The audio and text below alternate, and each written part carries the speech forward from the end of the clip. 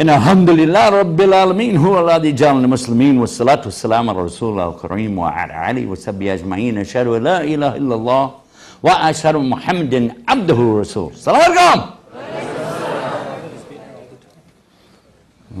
You're forgiven. One moment.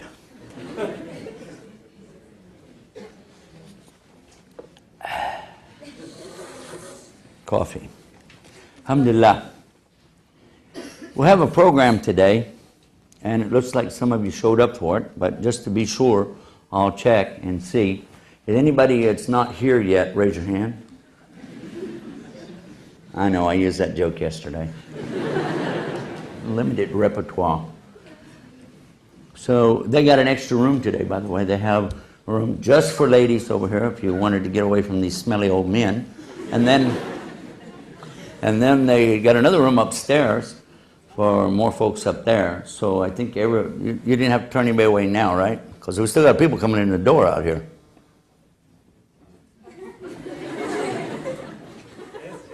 They're okay? I'm surprised so many people are turning out for this. I got excited. I wanted to come and see what's going on too. Now let's get to our subject. Our subject today deals with the role of the an-nisa. What does that mean? Women, right. So before we get into it too far, I want to break down some words for you. This is my habit to do that. In English we say woman, and I was told when I was a little guy that that meant woe unto mankind.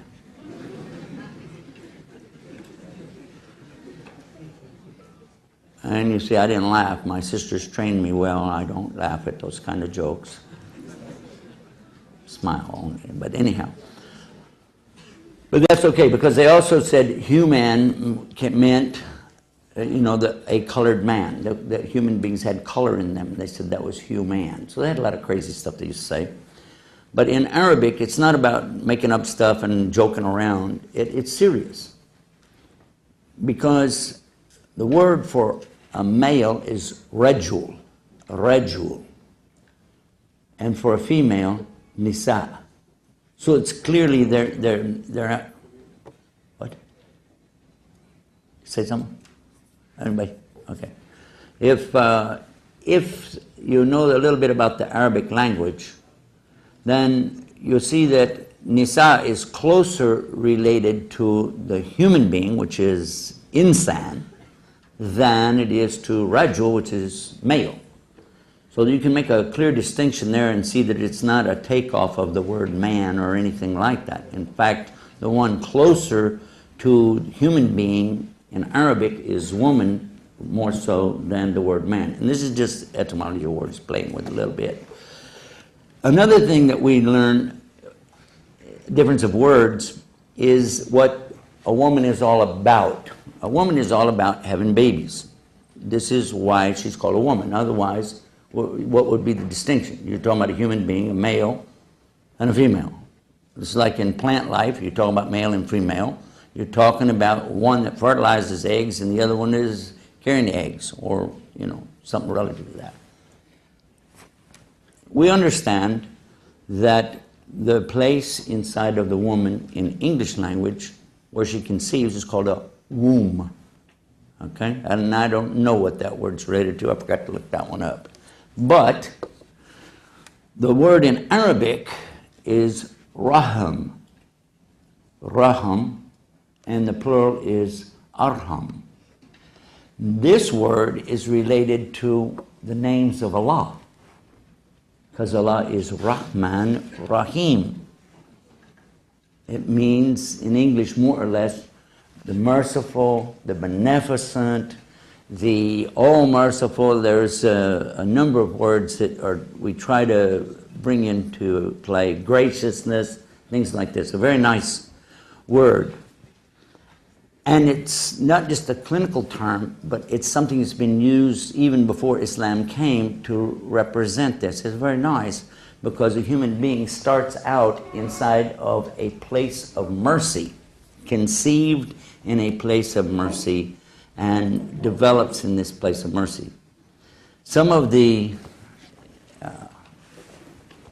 embryologists, scientists that have studied some things about Islam, learned the Arabic language, tried to read from the Quran to get a better understanding about these subjects, they were amazed at this, and some of them even offered that we should use words, especially for Muslims who are studying the subject, just use the words from Arabic. Why make up new words for something that was named 1,400 years ago and very appropriately named at the same time? So I'll give you a little bit of insight of something about women from the words.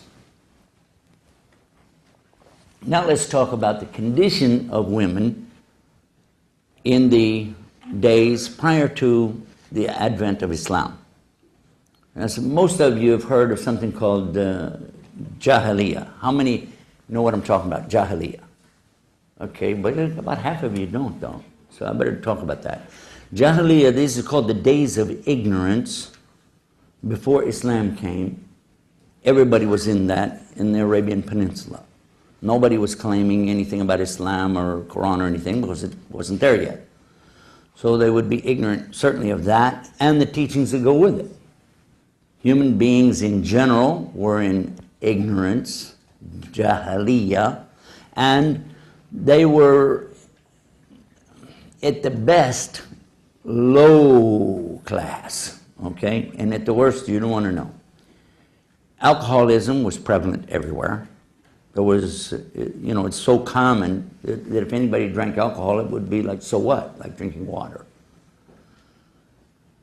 Fighting with each other was very, very common. Beating people up, killing people was common. Feuds between tribes and families was very common. Lying was not as prevalent maybe as it is in some places today, but they did have lying going on. But it was really bad with stealing. Stealing was a horrible thing in those days. But the treatment of women specifically, you cannot believe it. When we hear about it, we can't believe people would do this to anybody. But they treated the women as though they were less than the animals that they drove to pasture. The women, not only did they beat them and abuse them, they killed them. When a little girl was born to a family, it was considered such a disgrace that they would take the girl, little baby girl to the desert and bury her alive. And considered it something macho to do that, because it was considered a weakness to have women. If you had males, good. Women, bad. That was the attitude they had.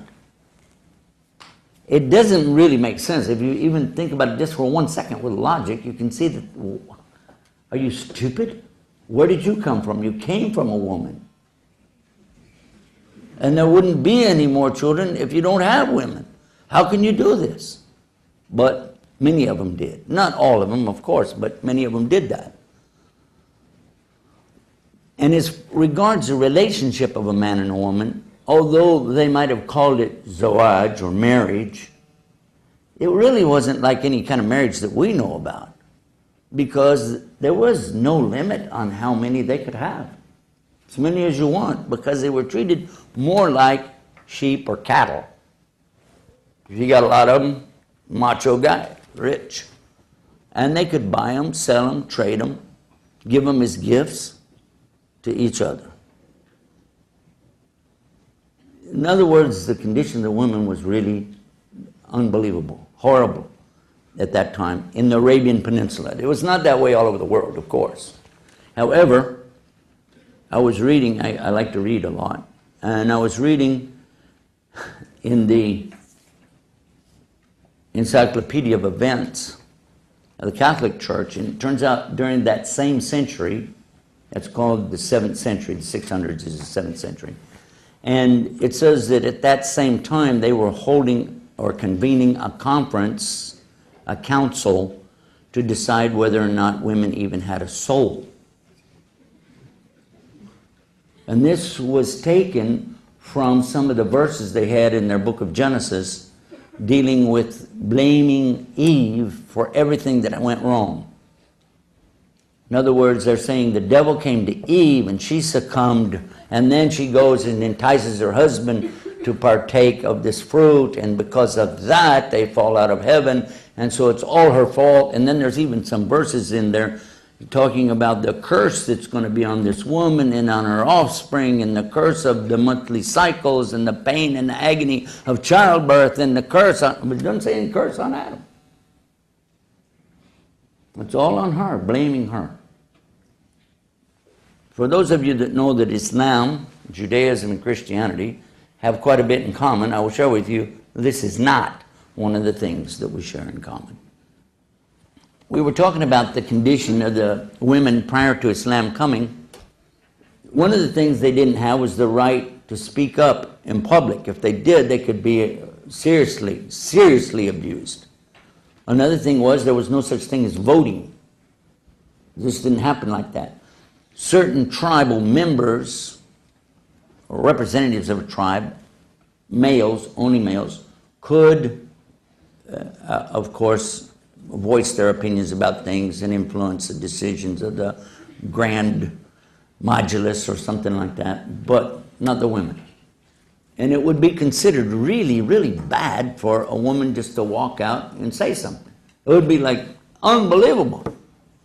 And the family that she belonged to would be disgraced because of that. Now, if you stop for a second and you said, well, wait a minute, I've been in Muslim countries. Have any of you been in Muslim countries, especially Arab countries? Arab countries? Have you seen something even similar to that today? Uh-huh. Does that mean it's from Islam? Okay, thank you. I think we understood that. Because just because you see something, you don't, and it's from Muslims or in a Muslim country, don't think that that's Islam saying that. This is people saying that. Okay, now let us come to something more specific. Let's talk about what are the rights of a woman in Islam. Well, I would tell you that a woman has the right to be treated like a woman. And you say, well, what does that define that? That sounds rather subjective. No, because the creator of the woman is Allah, not a man. So what he says is what is her rights. But also, he says what the limits are. One of the things that I learned when I was coming into Islam, studying especially in Arabic, I learned that translators, and may Allah reward all the people who try to translate this, because it's not an easy job, but they make a mistake very often in gender. When men, and most of the translators of the Quran are men, and when they translate it, I caught something and I wondered if anybody was ever going to do about it. And then I found a translation that fixed that problem, and I was really excited about it. The ones who did a really good job on it, it's called Sahih International. They're located in Saudi Arabia.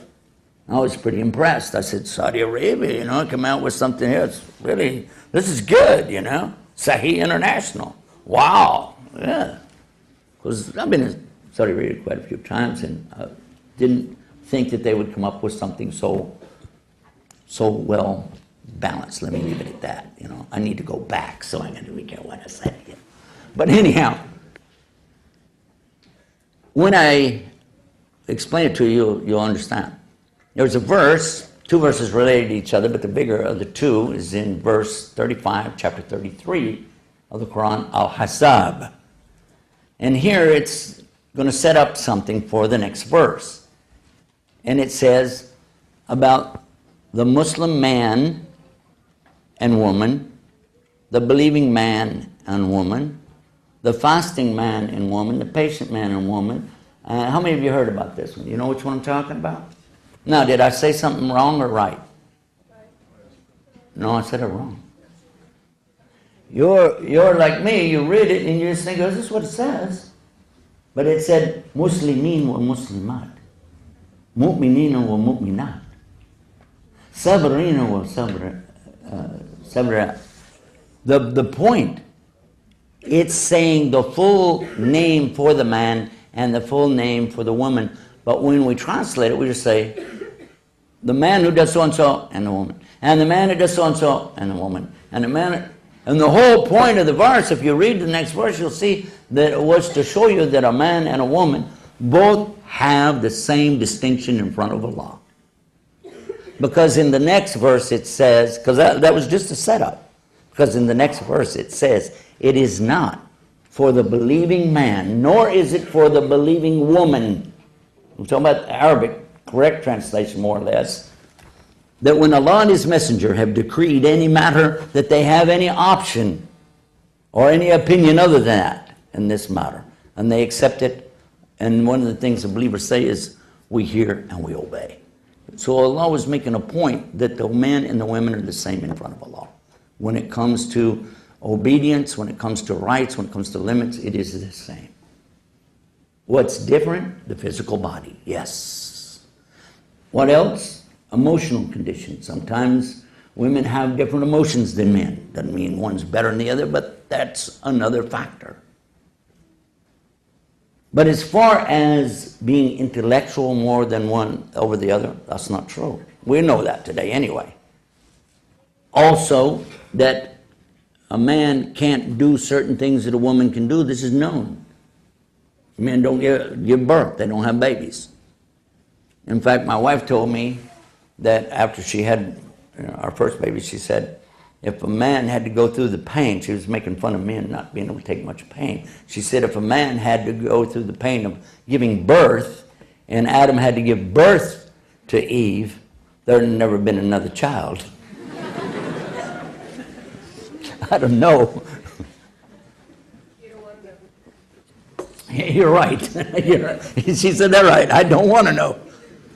My wife told me that I was asking, well, what kind of pain is this? You know, and she said, well, I'll never explain it to you. Men can't understand. She said, but if you want to just get just a sample, grab your lower lip. Go ahead, guys, grab it. Okay? Okay? Ready? And pull it up over your head. I can't relate to that. I don't want to relate to that. When we look at the way the Quran came, stage by stage, issue by issue, and then we see what happened, each scenario that took place related to the revelation, for them it was like they were going through the life and stuff was being answered for them at the time. Wow, look at this. Okay, that's the answer to this. Why do those people do so and so? Well, then here's the answer here. How do I relate to that? Okay, you do this. So that people had a much better understanding of what it was that Allah had created and what He wanted us to do with it. What's interesting is, after that 23-year period, that we find today, many of us, when we open the Quran, it speaks to us. Hey, that fits my situation today. How did that work? Because even though some events are very clearly relative to something that took place then, many of the events and things it's talking about are general enough, although it applied specifically to them, we can apply it specifically to us today. So let's take one of them, for instance. What are some of the rights that we would think about today that are really, really important, that really need to be addressed? And in my country, women had no right to even vote in the election 100 years ago. 100 years ago in my country, a woman could not vote. My mother told me that her mother was very much interested to know about what's called women's suffrage. And now this, when my mother was a little girl, at that time this was going on. She didn't really remember it, but her mother talked about it. Can you imagine this? Women couldn't vote. And there's still places today where women really don't have much say-so. But the whole entire country, the United States, supposedly all about freedom, supposed about freeing the slaves. It was in the late 60s, 1860s. But still a woman, she doesn't have the right to vote. They finally get the right to vote, but did that cure the problem? Everything was okay? No. In the 1950s, to open a bank account, my mother had to go get permission from my father. And by the way, she was older than him.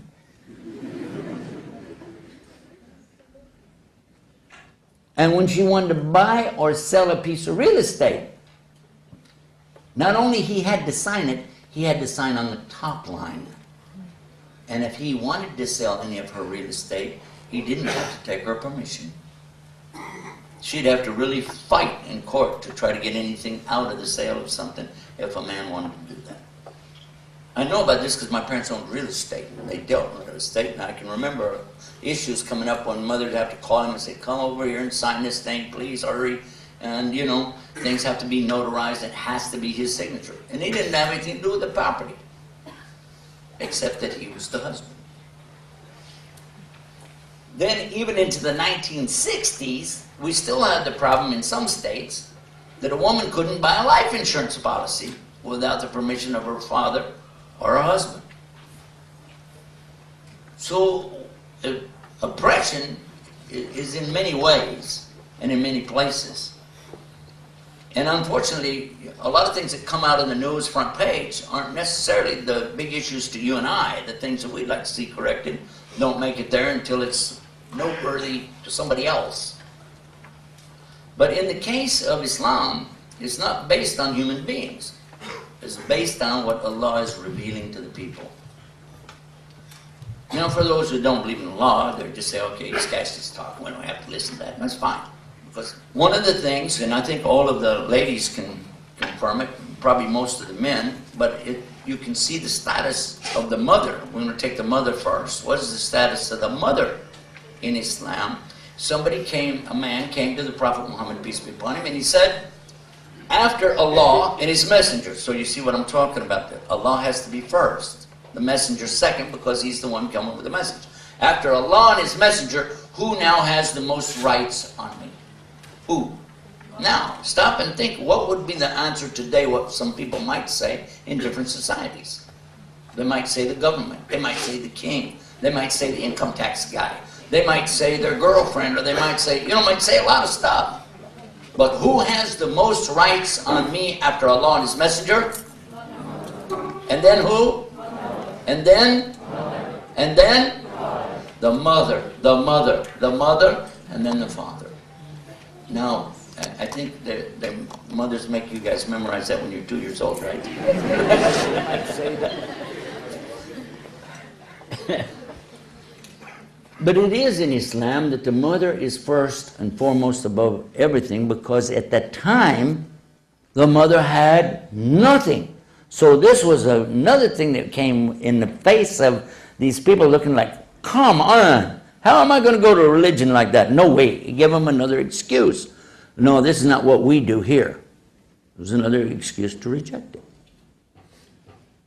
Another thing, when they started talking about a newborn baby, we talked about the mother gives birth, let's say she has a little boy. Whoa, let's get out here, we're going to slaughter a bunch of sheep, camels, feed everybody, bring all the tribes together, big celebration. Another macho male born to my clan. But then, what if she has a girl? Ugh. And they have an expression in Arabic, they become yellow-faced. It means, oh. And this was their attitude, serious attitude, to the extent that many of them would take this newborn girl to the desert, according to their custom, and bury her alive in the hot burning sands. Something so disgraceful to a Muslim that one of them who had actually done this thing, after Islam came, he was recounting that and crying about it. And well, actually the story is that he was crying and then he laughed, and they went to him and they said, "Oh, Amir al-Mu'mineen," he was the leader of the Muslims at that time, "we saw you laugh and we saw you cry. What was that about?" He said, "Well, the crying was when I was thinking back about before Islam came, the ignorance that we lived in, and the custom we had about taking a baby girl to the desert and burying it alive." He said, "I did that. And I was crying about it, feeling remorse, bad, He said, but then I remembered something else that we had as ignorance too, that we used to worship just whatever, as a god. And when the people used to come to Mecca with their gods to worship and go around the Kaaba and do all their stuff, some people came and I didn't have a god and I wanted to worship something, but I had some rutab. Rutab is the dates that are still on the stick. He said, so I formed it up and made a god out of it and I was worshiping it. But then later I got hungry, so I ate it.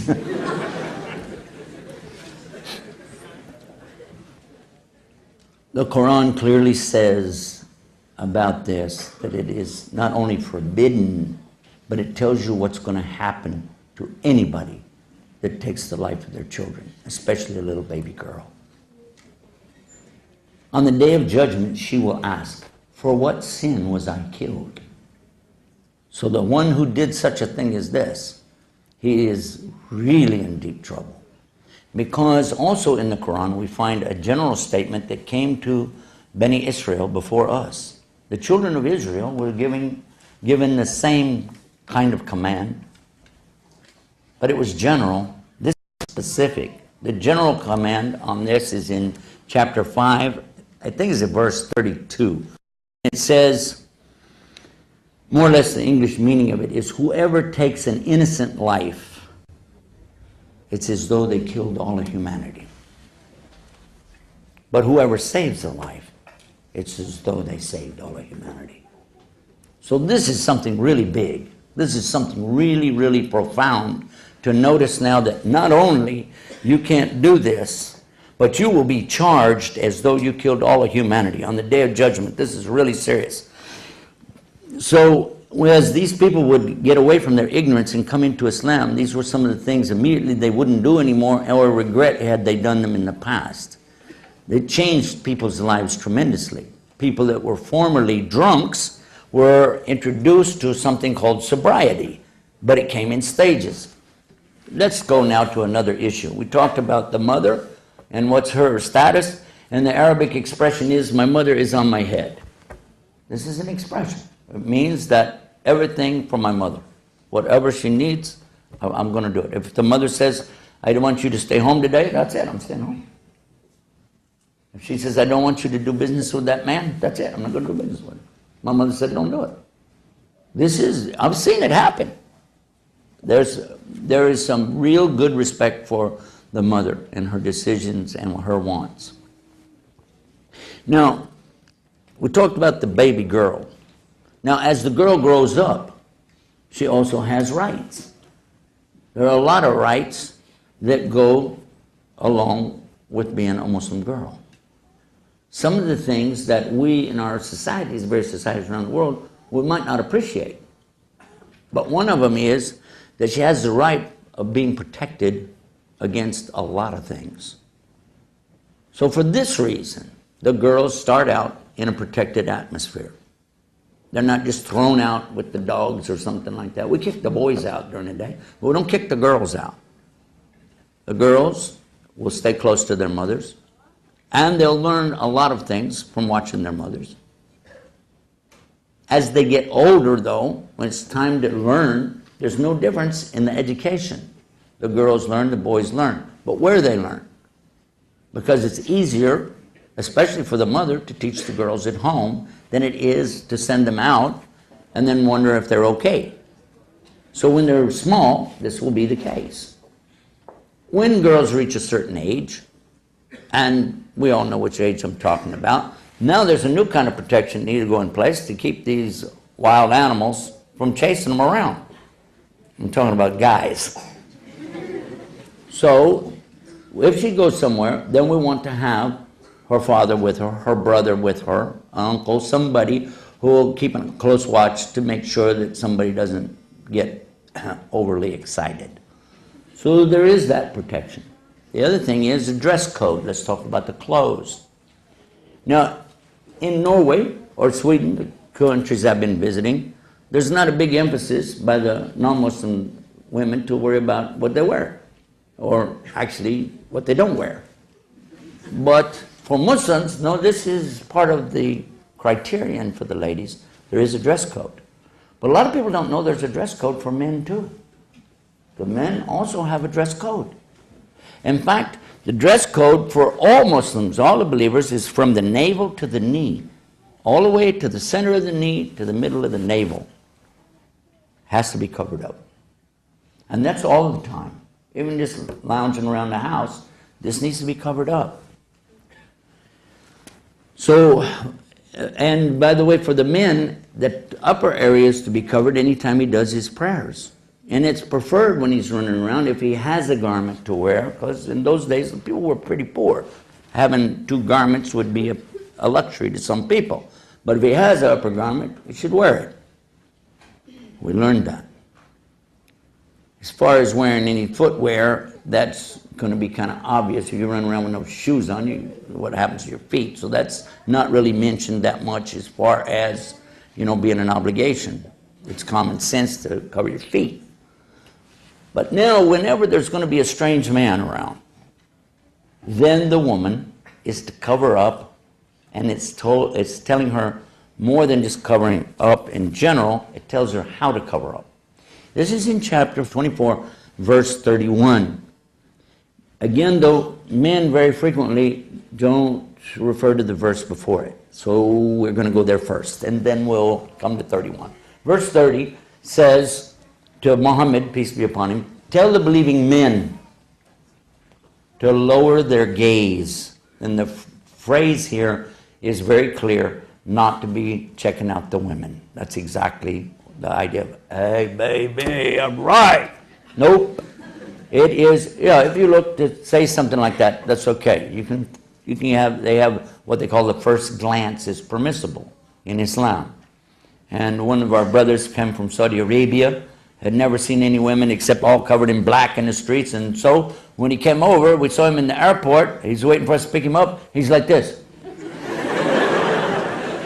And we're like, Abdullah, what are you doing? I made up the name. I said, what are you doing? He said, don't bother me. I didn't blink yet.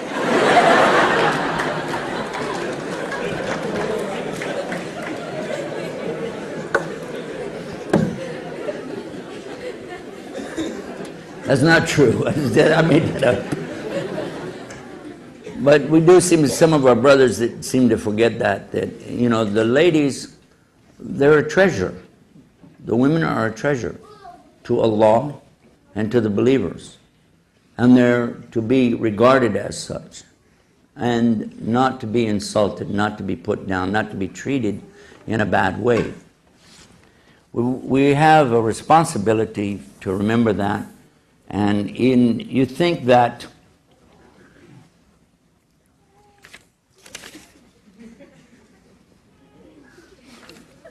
got me. Okay, but anyway, the thing that we're trying to say here is that the women have rights for you not to stare at them. And then it continues and says, cover your private parts, protect your private parts. And all of this is better for you if you're a real believer. The next verse tells the believing women, because the prophet is told now by Allah, tell the believing women to lower their gaze. Same thing. Guard their private parts. Same thing. And to let down their khimar over juyubahin. What is khimar? Many people translate the word khimar as veil. But actually, khimar is not something you really can see through, and a veil is. The khimar is something that used to be worn on the back of the head, and it was long, covering the hair.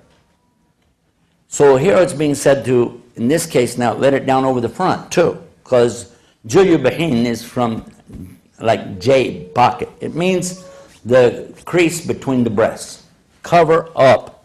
That's how the motion of bringing it down over the front is how a lot of people thought that it should be that the face also was covered. Now, after that though, one of the imams, which was Imam Ahmad ibn Hanbal, was asked about this, how should it be? He took his covering and pulled it around him, but he could still see out of it. They could easily see one of his eyes, and he said, like this way. So a woman's hands and face can show, according to the ruling of most of the scholars. A few take the opinion, no, it has to go all the way down over. But I haven't seen anything strong enough to indicate that for me, but I'm not trying to pretend to be a big scholar either. The other thing that comes about, the rest of the clothing for the woman, this talks only about the top part, by the way. But what about the rest of it is mentioned in another verse in chapter 33, verse 59. And here it tells the believing woman that, actually it's telling Prophet Muhammad. It says, Ya ayyuhan nabi, O my prophet, kul azwajika, tell your wives, wa banatika, your daughters, and the believing women, that whenever they go out, to draw their garment all around them. So this is where we get the idea of the burqa, or in some cases the jalabiya or whatever that they use. But the idea there is when she goes out, that she doesn't define the shape of the body. Because then Allah continues that if something is seen, or it's not her fault, then Allah is forgiving, merciful. But she's just basically trying to cover it up when she goes out. So this is the clothing. Now, a couple more issues. They're telling me we're out of time, basically. A couple of issues that are really, really important. One of them is about marriage, and another one is about divorce. And I really would feel remiss in my duties if I skip over those two things. So I'm going to have to give it to you really fast. You ready?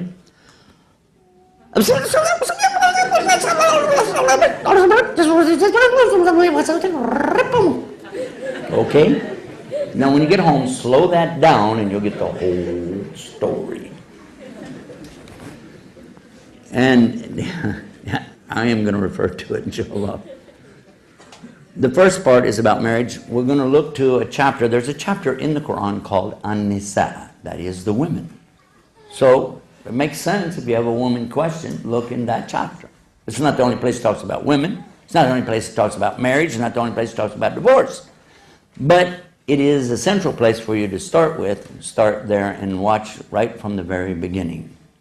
أعوذ بالله من الشيطان الرجيم بسم الله الرحمن الرحيم يا أيها الذين يا أيها الإنسان اتقوا ربكم الذي خلقكم من نفس واحدة وخلق منها زوجها وبث رجالا كثيرا والنساء واتقوا الله تساءلون به والأرحام إن الله كان عليكم رقيبا. Allah is telling us from the very beginning that we should have taqwa for Him, which is to fear His punishment. And when He's telling you that, because He's getting ready to tell you an order about how important it is to understand something here, that Allah created all of us from a single person, Adam. And from Adam created his spouse, and from those two brought forth many women and many men. Rijalan kathiran, one nisa, and women. And then He says to us that we should be very careful about, because we say, and He says, have fear of Allah, because you demand your mutual rights by Him, but how about giving your rights to other people? How about that? You want your rights. By God, I want my rights. So people say that in English all the time. But you're swearing by God for your rights, but what about giving other people their rights? And this leads us into the chapter on women. Because in the second verse, and this is sad, because I've seen so many people, even some of the Muslim scholars, forget to quote this verse, and then it gives a whole different opinion of what the third verse is. The second verse is telling us, again, continuing, you should have fear of God when you're dealing with people. About who? Yatim, the orphans. Especially orphan girls, because, again, at the time of revelation of Quran, the people were horrible in the way they treated orphans, especially girls. If a man died and he left behind a girl, then all of the property, they would say, belongs to the man who marries the girl. She doesn't get it, but whoever her husband is. But in the case, what if she's 2 years old? They would say, I married this girl. That's my wife. It wasn't about sex, it was about money and power. Okay? That's my wife. Anybody big enough, come on, try me. So he gets the wealth. They did that. Don't take their money, going back to the Quran, don't take their wealth, mix it with your wealth in hopes of bettering yourself while you're claiming that you're doing it for her. Marry, now it comes to the subject, marry your wives, 2, ithna, thalatha, arba, 2, 3, 4. If you can treat them with equality. Otherwise, wahid, one. You didn't realize the people of that time didn't look at this as being an opportunity to go out and get a bunch of wives. They didn't go, wow, oh, we can get, no, you already have wives. They saw it as what we talked about in the beginning, a limit. It was the first limit set. You can't have more than 4. And some of these companions of Muhammad had more than 4 wives. They were forced to do something about that. They had to find another place for them. They had to help them either get married, whatever, but they couldn't have 4 wives unless they could treat them equally. Then how do you treat 4 women equally? Who here can imagine such a thing? And then it says only 1. These limits were strange to them. Very strange. What are you talking about? I have to treat them equally. Like what? If a woman married to you has a nice car and a nice home, nice clothes, now you say, well, I'd like to get another wife. Even at that time, it meant you had to get another home like that, another car like that, and set her up the same way, yes or no? Otherwise, you're abusing her rights. Well, I don't know how financially well off you are, but for me, of course, I'm lucky anyway. My wife told me when we got married that 1 woman from Texas is equal to 4 from anywhere else. So you already have your limit.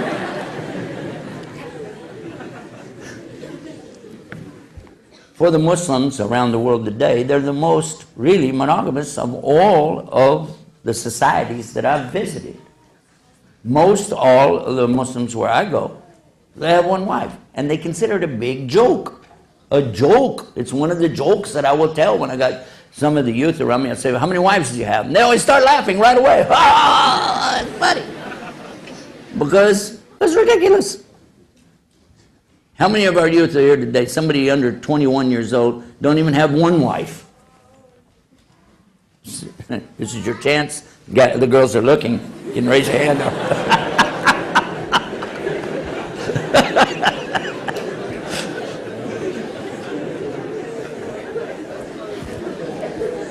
But anyway, so we can go into that in the question and answer portion of the program, I think more detail, but I wanted to touch on that so we could look at that, because you take that out of context, it has a different meaning. That was in the very beginning of Surah An-Nisa. Let's jump up a few verses, verse 19. O you who believe, you cannot inherit women against their will. So this stopped something else that they used to do, forced marriages. Now you say, well, wait a minute, I heard that Islam is all about forced marriages. We hear that all the time. You see it on the internet, see it in the newspaper, and other places where you keep your garbage. I couldn't resist that one. But it's true that some people do this, but it's in direct violation of that order. Women cannot be forced into anything according to Islam. If you do it, you will pay a great penalty with the law, a serious penalty with the law. And if you don't believe it, wait, and go look up this word in Arabic, istidraj.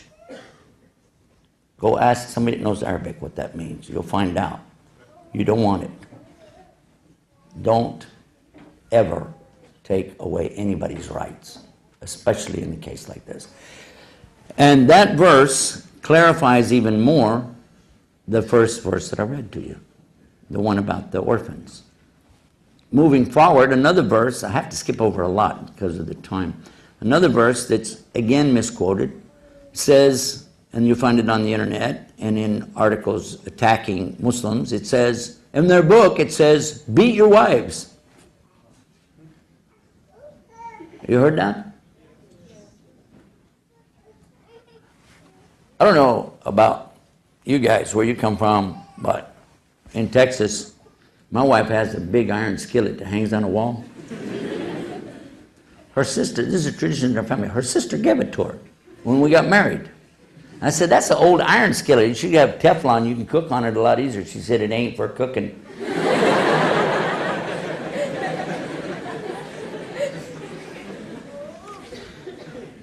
Kind of scared me because right after that I was joking around. I'm a character, you know, I'm always having fun. I was teasing her about something. She didn't like teasing, you know. And she just looked at me and she said, you got to go to sleep sometime. Okay. There are people, always people, who will try to manipulate things, both within and without, the outside of Islam. But just because somebody's manipulating something still doesn't make it true. What's true is that the verse that I'm going to tell you about is a beautiful verse that shows the balance in a marriage relationship between a man and a woman. It starts out a general statement about all men and women, but then it becomes clear that it's also talking about particularly for the wife and the husband.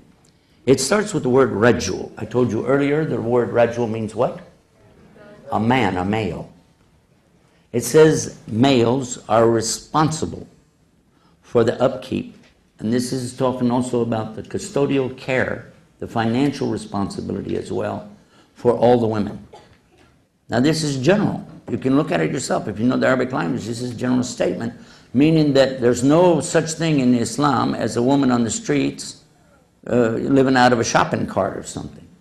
Because all the Muslim men are responsible to help this lady to have a place to stay, to have food, to have protection, to have warmth in the winter, coolness in the summer. Whatever we're able to have for ourselves, we're supposed to provide for the women in general. Then it becomes more specific when it starts talking about because Allah has made one more qawi than the other. The man's more able to go out and do these things, so it's his responsibility. In Islam, who is the one that is supposed to pay for the house, the upkeep, the maintenance, the utilities? Who? The man, right? Some of the ladies are going, really? You're in trouble. It's serious. Because it's happened to me that some Muslim women have asked me, what percentage of my money am I supposed to pay out of my paycheck to help my husband with house payments and car payments and all the rest of it? I said, are you serious? They said, yeah. I said, I know that percentage exactly. I have trouble sometimes with the zakat, 2.5% of what you hold over a period of blah, blah, blah, blah, blah. But this one is easy, 0. And she's like, huh? Now the brother was somebody close to me, I know him really well, and he got kind of upset with me. He said, you know what she did? She turned in her resignation and quit her job. I said, tough. It's not your responsibility to do that. So this is why in Islam you do see a difference in the way women are treated when it comes to going out and having careers and professions and businesses and so on, because it shouldn't be that she has to go do that kind of thing. If she is inclined to stay home and have babies and take care of them, this is the natural thing. You make it easy for that. But if she wants to go out and do something, want to own a business, Islam absolutely does not forbid that. The Prophet Muhammad, peace be upon him, his big job that he had in life came from his wife who owned a trading company. Yes or no? Okay, duh. There's some other things too I really wanted to talk about, but there just isn't time. Prophet Muhammad, peace be upon him, never had a girlfriend. We mentioned that. His first wife that he married wasn't until he was 25 years old. And he was a virgin when he married her. But she had been married twice before, and both of her husbands had died. So there's nothing wrong with marrying a widow. Absolutely. This is the sunnah of Muhammad sallallahu alaihi wasallam. The Prophet Muhammad, peace be upon him, not only married a widow, but after she passed away, he married a lady who was really large, a very big lady named Sauda. And nobody made fun of that. They considered that to be a very good thing. He also married a lady who was very old. And it wasn't for sex because they were clearly saying, she said it herself, they didn't have sex. But he was marrying her to care for her so that she had a legal companion to travel with her, do whatever she wanted to do, and provide for her. So when you guys start talking about having more than one wife, go back and look and see why and what he did. Because the more you think about it, the more you realize this is a lot of responsibility. This is a lot of work. Duh, yeah, that's the whole idea. And we don't have to tell you about having fun. Everybody knows about that. But having even one wife, a lot of you are not married yet. I saw that when you raised your hands. Well, I need to tell you, having even one wife is a big job for you. And you got to grow up a lot. And you have to take on a lot of responsibility. But then, if you take another wife, you'll find out about something really big. Really big. You'll never have time to do anything else again in your life. I'm serious. But for the most part, as I said already, most Muslims, they get married once in their life and they stay married all the rest of their life. And this is good. This is a very nice direction to go, because in most cases, that's a very compatible situation. But in the case where a woman is unable to bear children, a man doesn't have to throw her out and say, well, too bad, I want to get a wife that's going to have kids. He can keep this wife and take another wife and have children with her, and as long as he maintains both of them the same way. But he doesn't have to do that. Now, let's go the other way. Let's talk about divorce.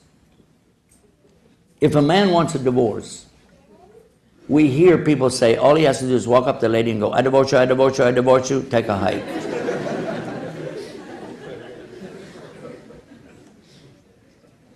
Steve Martin even made fun of Islam when he did one of his things about that.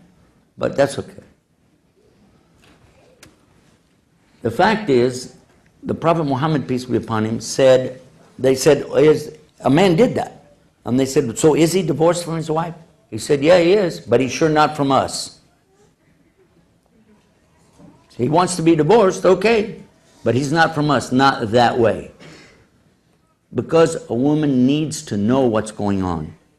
She needs to be told. They didn't used to do that. They just walk up and smack them, beat them, even kill them. And there wasn't anybody to really stand up for them, except for their tribal mentality. If you kill somebody from our tribe, then we'll do something to you. But if you beat them up, well, that's different.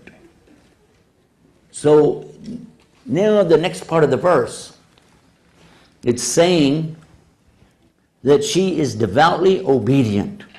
Some men said that means to me. But that's not true. In Islam, it's impossible. Allah is always first. Obedience here is first to Allah and to His book and to His messenger. Nobody's asking her to take on this guy as a god.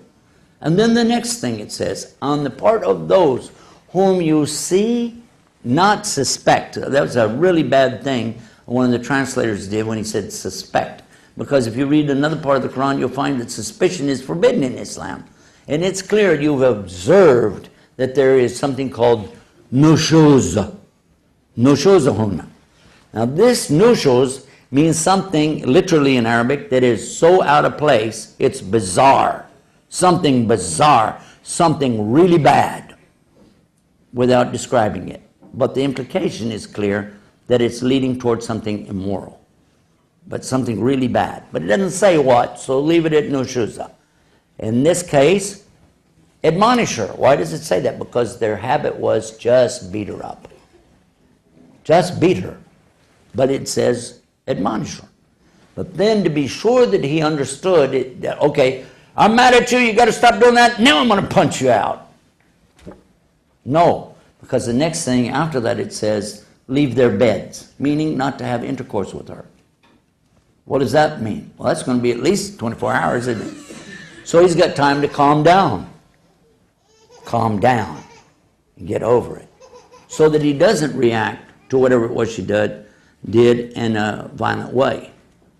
And it worked. It toned down these guys tremendously because, okay, now I have to be careful. I can't just react. She did this, you know. And he tells her, I don't like that. That's not right.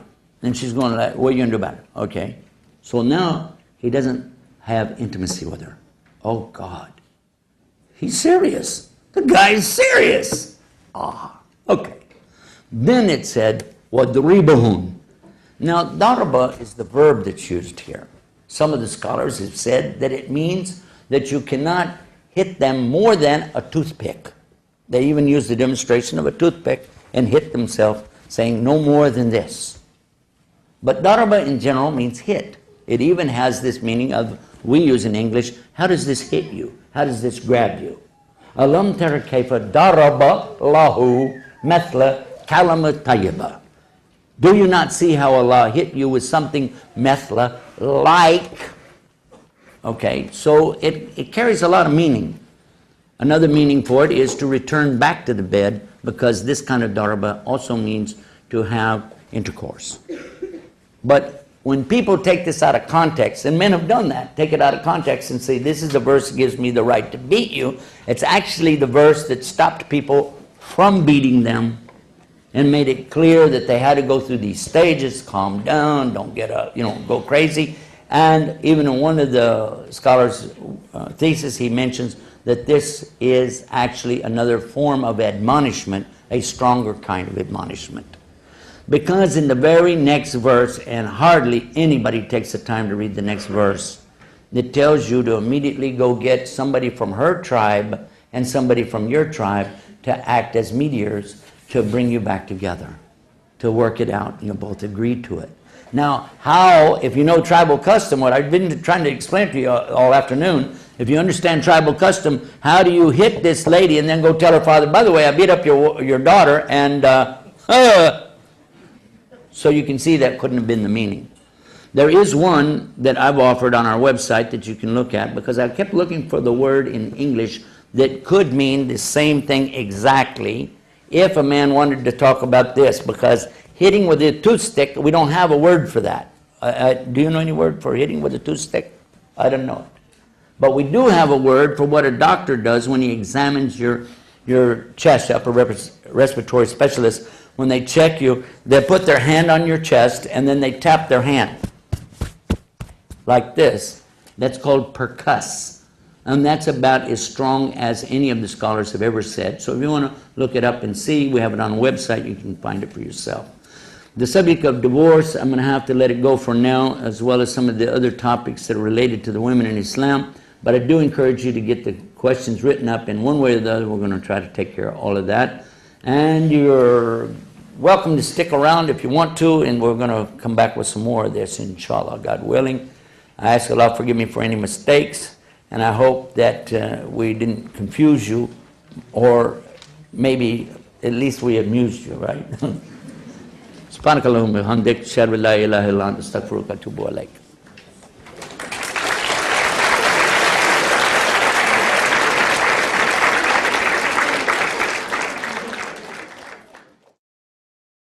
The young lady that accepted Islam here yesterday told us last night something amazing, how it came about, that she was looking and searching, and it came to her in a dream how to find the answer. And by getting with the Muslims, looking into Islam, she found what she was looking for.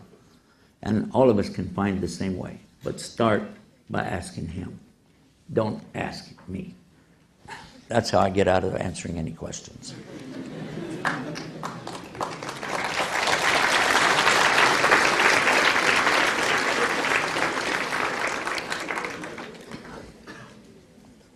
Okay, I know you're not going to let me escape that easy, right? That was worth a shot. We're gonna do that now. We're going to take the questions, inshallah. I want to congratulate all of you really on being so patient. Your patience and your cooperativeness, working together and making room for each other here, this is really, it's amazing. And especially how long you've had to sit and listen to me cackle on. You guys got a lot of patience. You got class. You got style. I think I could turn that into a song. Got class, got style, I don't know. You too.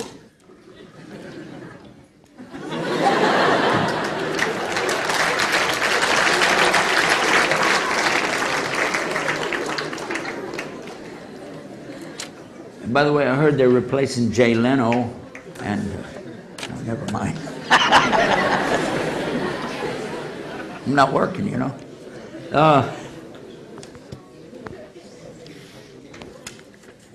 I've got a nice surprise for you, but I'm going to save that for a few minutes because I'm going to try to take a couple of questions. Yeah, some of these are not really pertaining to our topic. I think a couple of these you can just ask your imam, your local imam, and in some of these cases he'll smack you, and you deserve it. But in most cases, I think some of the stuff you say, come on, man. It's about circumcision. This is the removal of the foreflesh on males. That is what Islam is talking about. And if anybody is doing anything to the females, this was not from the Quran that I know about. No. If women, some women do something like that, their choice, and they think that's cool, I guess that's up to them, but it's never been anything mandated for women. So if you hear about this, I will tell you that it was a practice in Africa long before Islam came, and it's still a practice amongst some Muslim women who live there, but it's not coming from Islam. I think it's coming from their long history of doing that.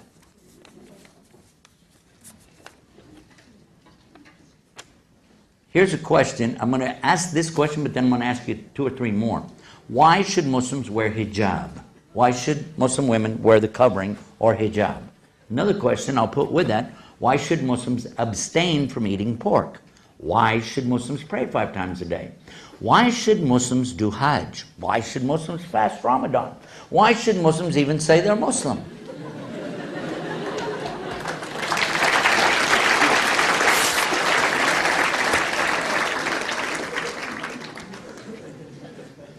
If you're a Muslim, you already know the answer. If you're not, you don't need to worry about it.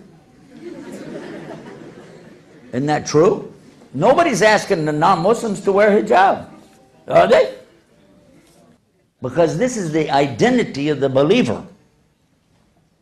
It's also the identity of the good Christian women and the good Jewish women as well. Even today, the best of the Jewish women, you'll find them, they cover. You didn't know that? Before I came here, I was in New York. There's plenty of Jewish women there.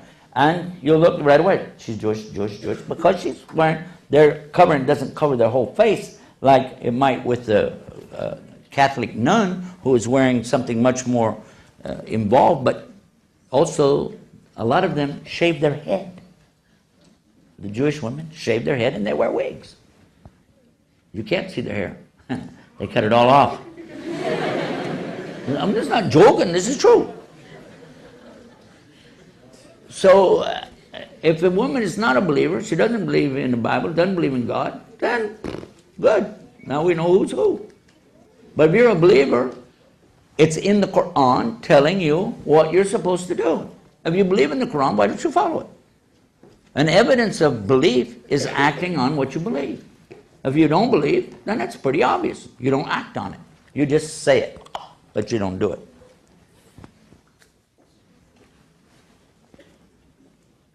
Okay. Here's one that's asking the question, why are men separated from women?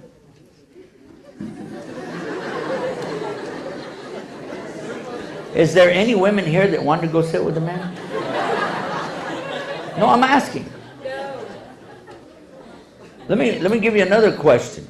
It came to me like this. I was giving a talk, and a woman, when we got to question and answers, she came walking in the door, and just like this, she said, I want to know how come you Muslims can have 4 wives, but a woman can only have 1 husband.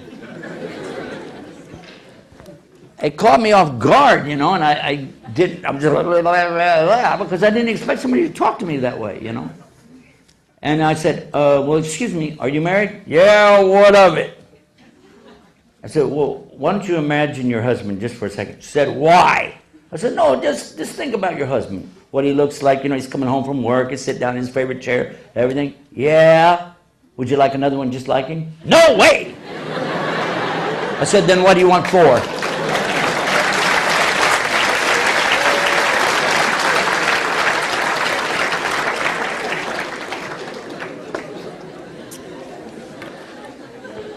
Of course, then I had to give the regular answer, but just, you know, it was pretty harsh. Another harsh one came in to me one time. Again, it's question and answers. A woman, it was in university, a woman came in the door, and an older woman, and she, by the way, she was dressed very conservatively. And she pointed at the Muslim sisters. She said, I want to know how come they're dressed like that. And I'm like, huh? Why are they dressed like that? And it shocked me. Again, I couldn't think. Because it wasn't about the answer, it's about people being that rude, you know. And I said, well, excuse me, but what's wrong with the way that they look? She said, it's not logical. I said, your logic. She said, yes. I said, okay, then I'm going to ask you a question. Why are you dressed at all? She got angry. She said, what? I said, why do you have any clothes on? She said, what? I said, well, how were you born? What were you wearing when you came out of your mother? How were you dressed? Let me help you. You were naked, nude, in the buff, no clothes, right? She's like, ah. I said, now I'm going to ask you again. And by the way, she was wearing her dress come all the way down like this and down to her ankles and all the way up to her. It was just like a Muslim dress in many ways. Really, it was. So I said, again, why are you dressed like that? And now she's angry. She said, modesty! I said, now ask these ladies why they're dressed like that. You'll get the exact same answer. The only difference is going to be, it'll be modesty according to the one who created them instead of modesty according to something they made up. And the ladies went crazy. They thought that was fabulous. And the lady left. She stormed out. And when she did, the brother next to me said, that was my history teacher. I think I just failed.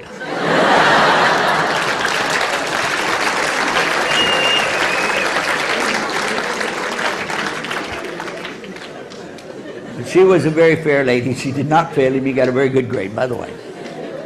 But why do the women and men separate? And it's very simple. In many cases throughout history, we know that men have taken advantage of women in many different ways. Not the least of which is just to stare at them and make them feel uncomfortable. Also, when they pass by men will touch them in a way that you can't really say, hey, that man, no, just passing by, you know. Hey, just, you know, like, hey. Men do that, and that's not new. You don't have to be from Italy to do that.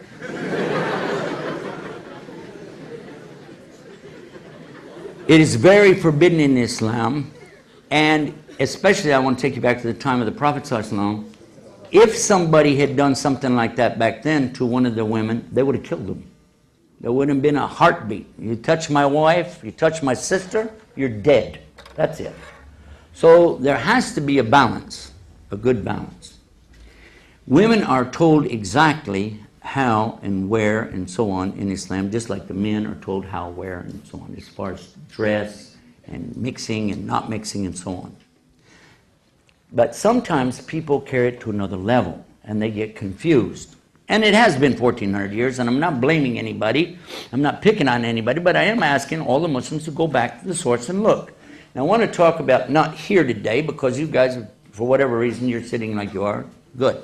But at the time of Prophet Muhammad, peace be upon him, he did not have any kind of a division between the men and the women in his place of prayer. Did you know that? There wasn't anything there. The women sat in the back on their own, and the men sat in the front on their own. And he told them that the men would get more reward in their prayers by coming to the masjid for their 5-time daily prayer, 25 to 27 times more. But the woman receives more reward by praying in her home in the most secluded place, most private of places. That the man has to pray with other men to have a big group, but the women don't, and they get the same or more reward than the men. It's a lot easier for her. She doesn't have to get dressed up, doesn't have to go over there, and she doesn't have to leave the babies behind. She doesn't have to leave food cooking on the stove. She's able to tend to what she does. Very simple for a woman to perform her ibadah or worship in Islam. If she wanted to go to attend the services in the morning or the evening, she would go, as many of the women did go, and then they would be in the back. Now, if there wasn't going to be any talk or anything like that, they would just simply get up and leave even before the men turned around. That's how they did it. Today, we've added something. You can see these artificial lights in here that are so bright that there's no way, in any time, day or night, that a woman would have the advantage of this kind of covering, because they used to have that there was darkness and they could slip in, slip out. You might say, oh, there's some women over there, but you didn't know who or what, and they didn't have to worry about what they had on. But today, it's very difficult. If a woman, for instance, if a woman has some jewelry or something, she's not supposed to show that off. So now what would she do? So if she has a baby, what would she do? You know, in Islam, a woman nurses her baby for 2 years. Well, now, for 2 years, you're not going to go in public? You're going to leave your baby? You can't leave the baby. What do? Islam gave a very nice solution. Women have this thing that comes over the front. We talked about it, the khimar. She can actually put the baby under it to nurse. And nobody can see. But that's kind of uncomfortable. And it's kind of hot. So if she's sitting in the masjid and she would like to nurse the baby, men added a partition across so the women could be behind it for their convenience. Many of the women said, hey, this is great. After the prayer, I can take off my head covering and everything and kick back, and enjoy the program. And today we still do the same thing. Some of our brothers in Islam perhaps didn't research this far enough, and they've made it mandatory for all women have to go behind this thing, and they have to sit this way, they have to do it. And you'll hear what they will say. Well, I will tell you, there's no evidence for it in Islam. There isn't evidence for that in Islam. The other thing is, in some cases, I have to support the brothers when they say, we cannot have any women come to our prayer on Friday. Because look around this room right now. Do you see how many people are in here? And how many other rooms we've got are filled up right now? And how would we do it if we had to cram everybody in here to do prayer? We couldn't. So they asked the women, you're going to get more reward by praying at home. Let the men come and do their Friday prayer, and then let them get out. That's why they did that. But it wasn't because they were trying to deprive the women of anything or to make them feel bad. It was just simple logistics. And we encouraged them to build bigger mosques. Of course, then you got a problem. As soon as you say want to build a bigger mosque, then you got all the people saying, no, those terrorists are back, they want to make bigger bombs. So the men are caught between these things. They're trying their best. And in many cases, they, I think, are doing a good job. Some cases, the men go too far. They say things that are not really established from Islam. But may Allah guide all of us. And I'm sure I made more mistakes than any of them anyway, just today. Almost out of time. I wish we had more time about this, because so many things about what's happening in Islam today, and women especially, that it's not from Islam, but it's from human beings. The other thing is also, in general, the things they say about Islam in pertaining to your enemies or pertaining to Jews and Christians. Those things are distorted or twisted to an extent that it makes me sad. You didn't ask about it, but I would like to mention it myself, if you don't mind me to ask myself a question. The question is, why does it say in the Quran that you can't have Jews and Christians as friends, and why does it say in the Quran to kill all the Jews and Christians? Why does it say that? The answer is, it doesn't say anything like that in either case. These are things that are being twisted way out. In some cases, Muslims twisting it, and in some cases, non-Muslims twisting it. The first one is based on two words in Arabic that are mistranslated, bitana and awliya. Awliya, it says don't take for awliya. Awliya doesn't mean a friend. It means an ally, so that when you're in a war, you have allies, you know, like countries do today. And if somebody's not of your faith, you don't bring them into your wars with you. You don't bring them in as allies, because it's not fair for a Christian to defend the faith of Islam, is it? Although it is correct for Muslims to defend the faith of the Jews and Christians. And we've proven that for the past 1,400 years. There's a pocket of Christians, we talked about it yesterday, who are living right now in Syria, who have been there all this time, surrounded totally by Muslims and protected by Muslims for all these times, still speaking the language of Jesus. And Mel Gibson had to go there to get the language from them for his movie Passion of Christ, because they're the only ones left on earth who still speak that language. And by the way, we have a prophecy saying that this is the place in Syria. We know that in Damascus, this is where Jesus is coming back. And that's the place where today the only people who speak his language are still there. Just thought I'd throw that in. There are many things. The word bitana, this means to have the inside lining of your coat. Who do you put close to you? This close. Close as your deodorant. Huh? Even from some Muslims, you don't make them your bitana. So you understand how that is. The reference that they say kill all the Jews and Christians, it doesn't even say Jews and Christians in it. It doesn't say al-kitab. What it says only, waqtuluhum.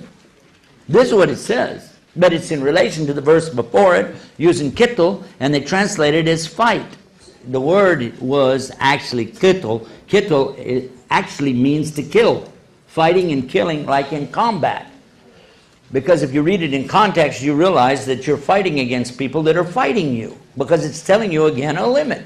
They were limited. They used to kill everybody all the time in their open wars and feuds. But now it was saying you can't do that anymore. It says you can fight them if they fight you. That was the first time in 13 years they were allowed to start fighting. And it said fight them where they fight you. But if they stop, you have to stop. Otherwise you're the transgressor. Verily Allah does not love transgressors. Then in the next verse, and combat them in mortal combat, meaning to kill if they're killing you. Listen to this. And drive them out from where they drove you out. Ain't no Christians or Jews drove any Muslims out anywhere at that time. This was a specific verse about something that just happened. It was talking about the idolaters who were their own relatives that had driven them out of their homes, killed them, raped their women. It's saying now if they're fighting you, you can fight them back, get your land back. It says, and get your property back from them. Get your home back. Take it back. And it was talking about the people of Mecca. So when you stop in the middle of a verse and then add words that don't belong there, that's not Islam. I wish that we had time to do more of these. I really do. But in the meantime, I think what we can do is just tell you that your questions are good, really good questions.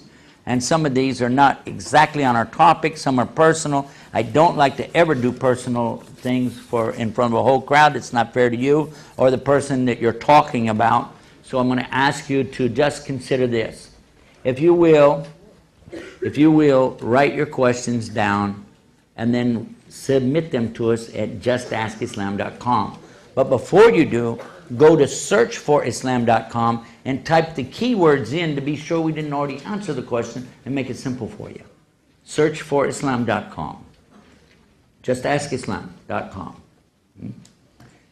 ScienceIslam.com, pertaining to the topic that we just had. And here's the one, I saved the best one for last.